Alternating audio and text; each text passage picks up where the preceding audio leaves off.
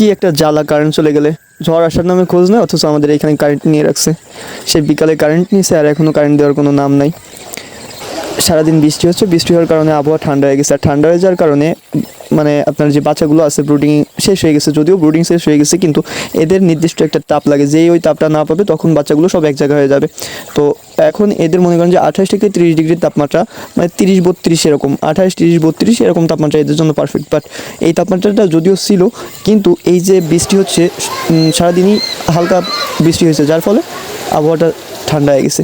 আর এই ঠান্ডা হয়ে যাওয়ার ফলে দেখেন বাচ্চাগুলো সব এক জায়গা হয়ে যাচ্ছে।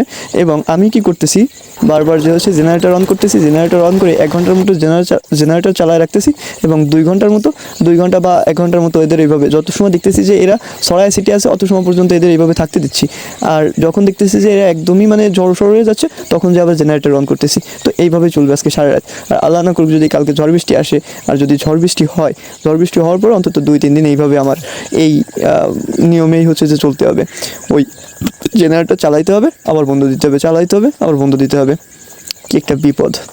আল্লাহ যেন ঝড় বৃষ্টি না দেয়, সবাই দোয়া করেন যেন আল্লাহ ঝড় বৃষ্টি ঘোরায় দেয় বা ঝড় বৃষ্টি এখানেই নিঃশেষ করে দেয়, যেন অন্যদিকেও না যায়। কারণ আমাদের যেমন হচ্ছে যে আমাদের উপর যদি ঝড় বৃষ্টি আসে তো আমাদেরও যেমন ক্ষতি হবে, অন্য কারোর উপর চলে গেলেও তাদেরও ওই একইভাবে ক্ষতি হবে। আমরাও মানুষ, তারাও মানুষ। তো আমরা দোয়া করবো সবাই যে যেন ঝড় বৃষ্টিটা আল্লাহ ওইখানেই সমাপ্ত করে দেয়, নদীতে উঠতেছে নদীতেই যেন শেষ হয়ে যায়।